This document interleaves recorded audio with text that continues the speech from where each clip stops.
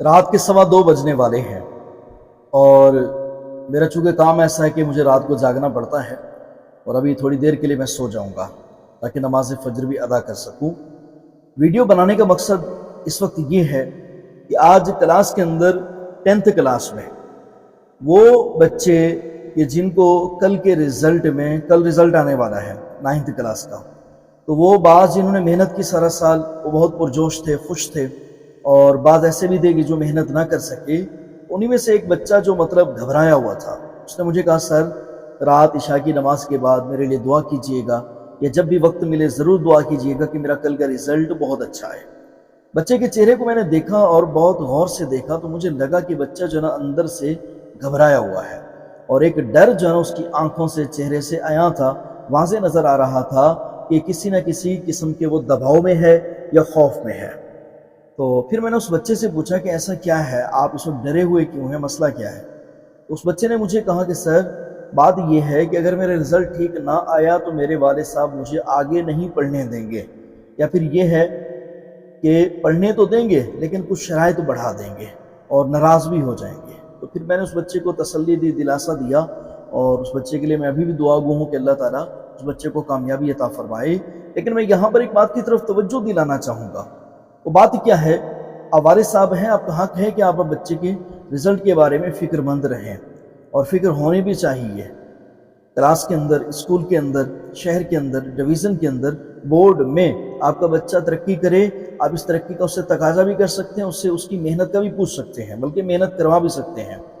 लेकिन यहाँ पर जो बच्चा तरक्की ना कर सके, नंबर ज़्यादा ना ले सके, आपके मेयार के मुताबिक वो पोजीशन ना पा सके, आप बतौर वालिद ये हक नहीं रखते कि आप उसका दिल छोटा करें, उसको डांटें हद से ज़्यादा, हत्ता कि बाज़ पेरेंट्स जो है ना वो मार कुटाई पर भी आ जाते हैं। आप ऐसा ना करें। मैं आपको एक बात बताना चाहता हूँ, कहीं ना कहीं आप भी गलत हैं। आप भी गलत हैं कि आप बच्चे के रिज़ल्ट के ख़राब होने में आपका भी हाथ है। आप क्या समझते हैं कि आपने अच्छा लिबास लेके दे दिया, अच्छे शूज़ लेके दे दिए, अच्छा बैग लेके दे दिया, किताबें वक्त पर मुहैया कर दी, उसके अलावा पिक एंड ड्रॉप के लिए वैन लगवा दी, सारा कुछ कर दिया, जेब खर्च भी दीगर बच्चों से बहुत अच्छा दे दिया। लेकिन मैं ये कहूँगा कि ये सारी चीज़ें बच्चे की ज़रूरत तो हैं, लेकिन यहाँ पर आप बतौर वालिद एक चीज़ भूल रहे हैं। उसकी तरफ मैं तवज्जो दिलाना चाहूँगा कि अगर आप उसको अपना लें, आप या आप जैसे और वालिदैन, यकीन करें आपके बच्चे हमेशा सुरखरू रहेंगे, कामयाब रहेंगे, रिज़ल्ट उनका बहुत अच्छा आता रहेगा। वो बात क्या है? वो बात ये है, आपके बच्चे के पता है नंबर कम क्यों आते हैं? आपका बच्चा दीगर क्लास फेलोज से पीछे क्यों है? आपका बच्चा रिज़ल्ट में हफ्तावार जो टेस्ट होता है, वीकली टेस्ट, मंथली टेस्ट होता है, उसके अंदर उसके नंबर कम होते हैं। उसकी वजह क्या है? उसकी वजह जहाँ पर उसकी अपनी कम हिम्मती और सुस्ती है या मेहनत ना करना है, वहाँ पर आपका भी कसूर है। उसके अंदर आप भी बराबर के जो ना वो शामिल हैं। क्यों? यहाँ पर मैं एक बात की तरफ तवज्जो दिलाना चाहूँगा कि आपने बच्चे को जब दाखिल कराया, स्कूल के अंदर एडमिशन हो गया, सब कुछ हो गया, आप तो आए 6 महीने बाद या 1 साल बाद, या कभी फ़ीस देने के बहाने आए और 1 मिनट में फ़ीस देकर पर्ची लेकर आप चले गए, उसकी जो ना वो रसीद लेकर चले गए। लेकिन मैं आपसे पूछना चाह रहा हूँ, क्या आपने ऑफिस में बैठकर प्रिंसिपल साहब से या उस्ताद साहब को बुलाकर या वैसे अपने बच्चे की फ़ाइल उठाकर आपने कभी चेक किया है कि इस वीक में, इस हफ्ते में जो मेरे बच्चे का रिज़ल्ट आया है टेस्ट में, जो वीकली टेस्ट होते हैं, उसमें उसकी क्या पोजीशन है? आपने कभी टेबल के ऊपर रखकर अपने बच्चे के 6-8 मज़ामीन को चेक किया कि नहीं किया? इन मज़ामीन के अंदर मेरे बच्चे के रिज़ल्ट में नंबर कितने आए, रिज़ल्ट कैसा रहा? आपने कभी प्रिंसिपल से या उस्ताद से कभी ये बात की कि पिछले रिज़ल्ट के अंदर इसके नंबर ज़्यादा थे, अब कम क्यों? या अब ज़्यादा हैं, पीछे कम थे, आपने ऐसा क्या किया कि बच्चा तरक्की कर रहा है? आपने कभी अपने बच्चे की इबारतों पर गौर किया? उसे लिखना आता है कि नहीं आता? इमला आती है कि नहीं आती? आप सोच रहे होंगे तो मैं तो पढ़ा लिखा नहीं हूँ। तो ठीक है, आप पढ़े लिखे नहीं हैं, लेकिन आप इतना तो कर सकते हैं कि आप उस्ताद से, प्रिंसिपल से 10 मिनट की मीटिंग कर लें कि मेरा बच्चा कैसा पढ़ रहा है। मुझे चेक करना नहीं आता, मैं पढ़ा लिखा नहीं हूँ, लेकिन आप बता दें मेरा बच्चा कैसा पढ़ रहा है। आप 15 दिनों में या 10 दिनों में एक बार ये अपनी ज़िंदगी में शामिल कर लें कि जब तक आपका बच्चा तालीम हासिल कर रहा है, आपने बाकायदा तौर पर इदारे में जाकर प्रिंसिपल से या उसके उस्ताद से ये पूछना है कि मेरा बच्चा कैसा जा रहा है।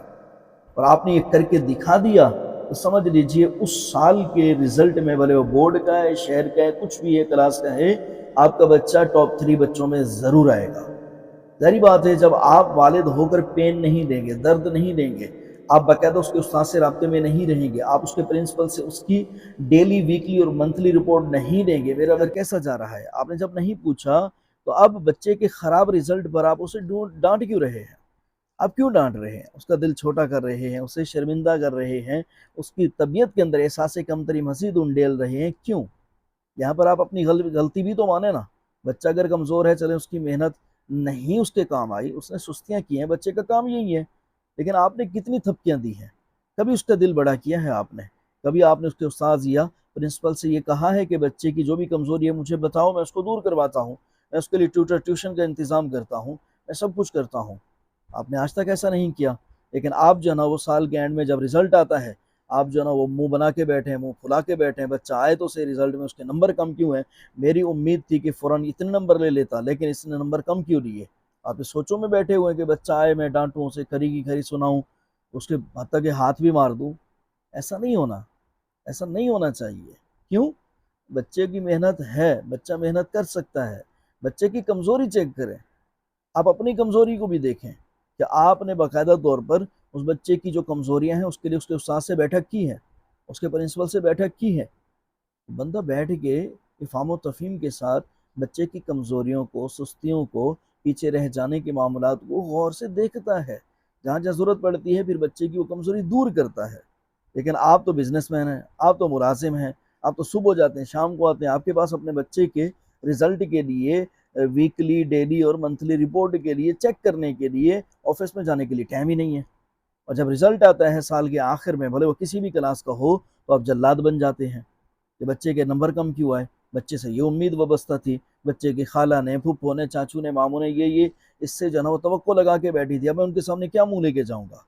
भाई अभी यहीं मुँह लेके जाओ। क्यों?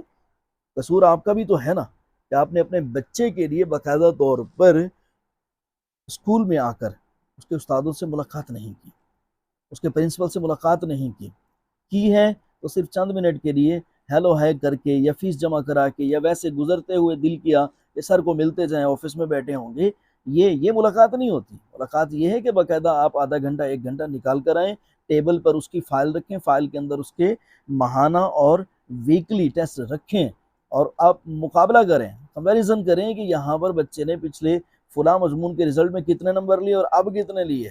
अच्छा, कमी आई तो क्यों आई? आया कि बच्चे की इमला की गलती है, लिखने का तरीका नहीं आता, सवाल लिखने का अंदाज़ इसे नहीं पता।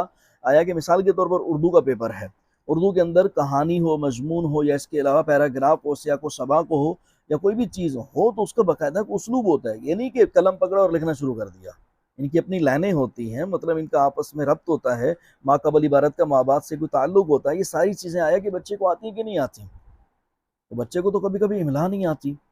आप आएँ इदारे के अंदर, मेरी आपसे गुज़ारिश है, बच्चे पर गुस्सा होने से बेहतर ये है कि आप अपनी तबीयत में ये चीज़ डाल लें कि मुझे महीने में कम से कम 2 बार सर से मिलना है और जाकर अपने बच्चे की रिपोर्ट लेनी है, ताकि साल के आखिर में मेरा बच्चा जब इम्तिहान दे तो उसके इम्तिहान के अंदर उसके पेपर अच्छे हो जाएँ और रिज़ल्ट भी अच्छे वाला आ जाए। ये आपके ऊपर है कि आप ऑफिस के अंदर आकर बाकायदा तौर पर बच्चे के टीचर से या प्रिंसिपल से मिलें और उनको बाकायदा तौर पर ये बावर कराएं कि बच्चा जो ना ऐसे नहीं है, उसका सरपरस्त मौजूद है। क्या या कि बच्चे पर तवज्जो नहीं दी जा रही या पढ़ाया सही नहीं जा रहा तो बच्चा जैसे चल रहा है चलता रहे, ऐसा नहीं है। सरपरस्त मौजूद है, उसका वालिद मौजूद है, उसकी रिपोर्ट ले सकता है, उसके बारे में पूछ-गुछ कर सकता है। कि आपका हक है कि आप अपने बच्चे के बारे में बाकायदा तौर पर साल में 15 चक्कर लाज़मी उसके स्कूल में लगाएँ और वहाँ पर बाकायदा आधा घंटा धरना दे के बैठें कि सर मेरे बच्चे का रिज़ल्ट दो, मैं फ़ीस वक़्त पे देता हूँ, बच्चा वक़्त पे आता है, बच्चा छुट्टियाँ नहीं करता, बच्चा जो है ना कमज़ोर भी नहीं है, लेकिन यहाँ पर रिज़ल्ट कमज़ोर है, इसकी वजह। आपका हक है कि आप प्रिंसिपल से बात करें, आपका हक है कि आप उस उस्ताद को बुलाकर उससे बाकायदा बात करें, बच्चा कमज़ोर क्यों है? ताकि प्रिंसिपल को पता चले, उस्ताद को पता चले कि बच्चा जो ये है, इसका सरपरस्त इस मामले में बिल्कुल रियायत नहीं बरतने वाला, इस बच्चे पे हमें मेहनत करनी है, इससे ज़्यादा आगे लेके जाना है। क्लास के अंदर 25 बच्चे होते हैं, कभी 30 होते हैं, कभी 20 होते हैं, उसमें से 6-8 ज़हीन, बाकी नॉर्मल और कुछ जो है ना बिल्कुल कमज़ोर तरीन होते हैं। जो कमज़ोर होते हैं, जो नॉर्मल होते हैं और वो नंबर अच्छे नहीं ले पाते, सबक अच्छे तरीके से याद नहीं कर पाते, उनके पीछे मैं यही कहूँगा उनके वालिद का ही हाथ है उनकी कमज़ोरी के अंदर। बच्चा दाखिल कराने के बाद आप क्या समझें कि आपने हक अदा कर दिया? अरे हक तो ये होता है कि आप जाकर बाकायदा तौर पर उसकी पूछ-गुछ करें कि बच्चा कैसा पढ़ रहा है, किस अंदाज में पढ़ रहा है, कोई मसला तो नहीं है। और साल के आखिर में आप फिर जो है ना वो बच्चे के ऊपर जो है ना तानो तंज करते हैं कि नंबर कम क्यों है, मुझे पता था तुम ऐसे ही होगे, तुम ऐसे ही निकलोगे। ऐसी जली कटी बातें सुनाने से बेहतर है कि साल में 10 12 15 चक्कर लगाकर बाकायदा तौर पर अपने बच्चे के बारे में पूछो, भाई मेरा बच्चा कैसा जा रहा है। तब आपका हक बनता है कि अब रिजल्ट खराब आए तो अब यहाँ पर जो है ना वो आप जो दिल करे करो। अब बच्चा भी यहाँ पे सजा मिलने पर उसे भी आर महसूस नहीं होगी, परेशान नहीं होगा वो। यहाँ पर देखें छोटे छोटे बच्चे होते हैं, 9th क्लास की उम्रें कितनी होती हैं, 13 साल 14 साल, हद 15 साल। मैट्रिक 15 साल से पहले हो जाती है हमारे पाकिस्तान में। अब ये वो बच्चे होते हैं कि जो अभी शऊर की उम्र को, पुख्ता उम्र को नहीं पहुंचे होते। वो आपसे इनाम की, शाबाश की और हौसला अफजाई की तमन्ना रखते हैं, जबकि आप डांट रहे हैं, बिगड़ रहे हैं। बिगड़े तब कि जब आप जो है ना बाकायदा तौर पर उसके लिए साल में या महीने में या हफ्ते में कुछ वक्त निकालते हैं, उसकी पढ़ाई को देखते हो। जब आपके पास वक्त नहीं है बच्चे की पढ़ाई को देखने के लिए, आपने तो कभी बैग खोल कर नहीं देखा कि बच्चे की किताबें पूरी हैं कि नहीं है, आय की किताबें जो लेकर दी थी वो जिल्द शुदा हैं कि नहीं है। आपने बच्चे को कभी दोस्त समझ कर बिठाया इस पास, बेटा है सुभान अल्लाह, लेकिन उससे थोड़ा मतलब इस तरीके से नरम हो जाए कि वो आपसे खौफ इतना ना खाए कि आपसे दूर ही भागे। तो मैं आखिर में फिर यही कहूँगा, आपको अगर अपने बच्चे के अच्छे रिजल्ट की तवक्को है और आप चाहते हैं कि मेरे बच्चे का अच्छा रिजल्ट आए, तो आपसे गुजारिश है साल में 15 मरतबा यानी कि महीने में आप जो है ना 1 या 2 मरतबा लाजमी तौर पर ऑफिस में जाएं, बाकायदा तौर पर अपने बेटे की डेली, वीकली और मंथली रिपोर्ट चेक करें, उसके टेस्ट चेक करें, उसको बाकायदा तौर पर देखें। और जहाँ पर बाकायदा तौर पर उसके नंबर कम हैं, किसी वजह से हैं, भले वो लिखाई का मसला है, इमला का मसला है, या इसके अलावा उसे लिखने का तरीका नहीं आ रहा, या वो सेम गलती कर रहा है, आप बाकायदा तौर पर प्रिंसिपल को या उस्ताद के ज़िम्मे लगाएं कि अगले टेस्ट में ये चीज़ नहीं होनी चाहिए। असाज़ा इंशाल्लाह आपको कहेंगे कि हो जाएगा।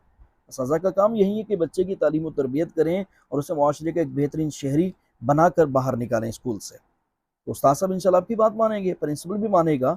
और कभी कभी फ़ोन पर भी आप पूछ लिया करें कि मेरे बच्चे की तालीमी रिपोर्ट जो है ना मुझे व्हाट्सअप कर दें, मुझे अभी बता दें निकाल कर।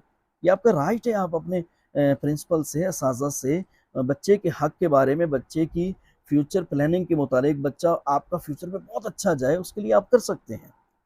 मैं यही कहूँगा आखिर में कि आप जो है ना वो रिज़ल्ट आने पर, अच्छे रिज़ल्ट पर खुश होते हैं तो बुरे रिज़ल्ट पर अपनी कमज़ोरी को भी देखा करें, ताकि बच्चा जो है ना वो आपसे ज़्यादा ना घबराए आपकी वजह से। छोटे छोटे बच्चे होते हैं, कभी घर छोड़ के भाग जाते हैं, कभी डर की वजह से किसी को जो है ना वो हाल नहीं बता पाते और दिल के अंदर ही कुढ़ते रहते हैं। वो कुढ़न उनकी चुभन में तब्दील हो जाती है, वो चुभन जो है ना बाकायदा तौर पर उनकी खलश बन जाती है, वो खलश जो है ना उन्हें सारी ज़िंदगी बेचैन किए रखती है। यही कहूँगा, बच्चों को प्यार दो, तवज्जो दो और वो चीज़ें जो बच्चों के अंदर कमज़ोरी पैदा करती हैं उनको दूर करें और बच्चे को जो है ना मुआशरे का एक बेहतरीन शहरी बनाने में किरदार अपना अदा करें।